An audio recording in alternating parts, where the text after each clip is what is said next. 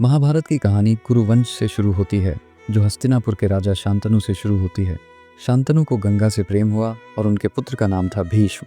भीष्म ने आजीवन ब्रह्मचर्य की प्रतिज्ञा ली ताकि उनके पिता दूसरा विवाह कर सकें। शांतनु ने सत्यवती से विवाह किया, जिनसे 2 पुत्र हुए, चित्रांगद और विचित्रवीर्य। चित्रांगद की मृत्यु जल्दी हो गई और विचित्रवीर्य का विवाह अंबिका और अंबालिका से हुआ, लेकिन विचित्रवीर्य भी कमजोर स्वास्थ्य के कारण जल्दी मर गए।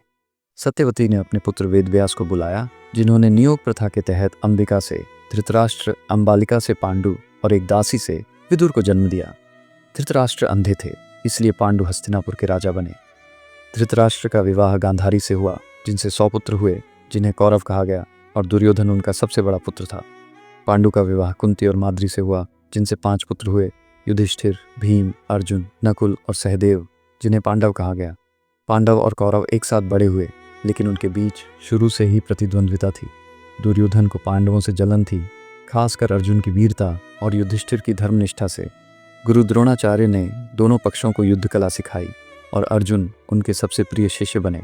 दुर्योधन ने कई बार पांडवों को मारने की कोशिश की, जैसे कि लाक्षागृह, लाख का घर में आग लगाकर, लेकिन पांडव हर बार बच निकले। पांडव कुछ समय तक गुप्त रूप से जंगल में रहे। इस दौरान अर्जुन ने द्रौपदी के स्वयंवर में मछली की आंख को भेद कर द्रौपदी को जीता। कुंती के कहने पर द्रौपदी 5 पांडवों की पत्नी बनी। ये घटना कौरवों के लिए और अपमानजनक थी।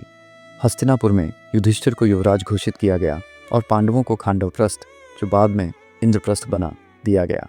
पांडवों ने इंद्रप्रस्थ को एक सुंदर नगर बनाया। दुर्योधन की जलन और शकुनी की चालबाजी ने जुए के खेल का आयोजन करवाया।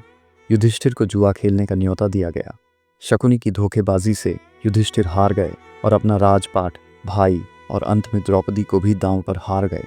सभा में दुर्योधन के भाई दुशासन ने द्रौपदी का अपमान करने की कोशिश की, लेकिन भगवान श्री कृष्ण ने द्रौपदी की लाज बचाई। धृतराष्ट्र ने द्रौपदी को मुक्त किया, लेकिन जुए का दूसरा दौर हुआ, जिसमें पांडवों को 12 साल का वनवास और 1 साल का अज्ञातवास स्वीकार करना पड़ा। पांडवों ने 12 साल जंगल में कठिनाइयों का सामना किया। इस दौरान अर्जुन ने कई तप और युद्ध कौशल हासिल किए, जैसे कि पाशुपतास्त्र। अज्ञातवास में पांडवों ने मत्स्य देश में छिपकर समय बिताया। युधिष्ठिर ने राजा विराट के दरबार में कनक नाम से नौकरी की। भीम रसोइया बना। अर्जुन नर्तकी बृहन्नला के रूप में रहा। नकुल घोड़ों की देखभाल करता था और सहदेव गायों का ध्यान रखता था।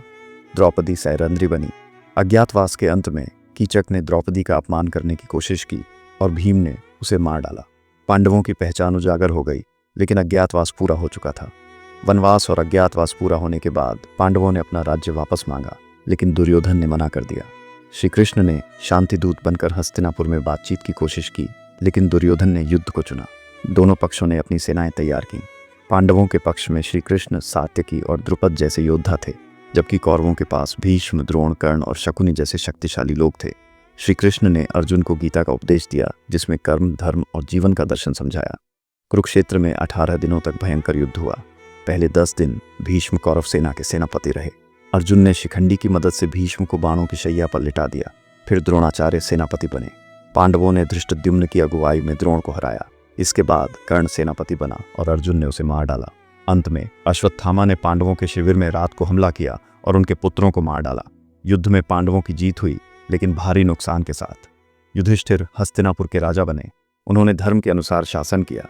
श्री कृष्ण ने पांडवों का मार्गदर्शन किया, लेकिन कुछ समय बाद द्वारका का भी अंत हुआ और श्री कृष्ण ने देह त्याग दी। पांडवों को जीवन की नश्वरता का एहसास हुआ। वे हिमालय की ओर तप करने निकले। एक एक करके सभी भाई और द्रौपदी मृत्यु को प्राप्त हुए, सिवाय युधिष्ठिर के, जो स्वर्ग पहुंचे।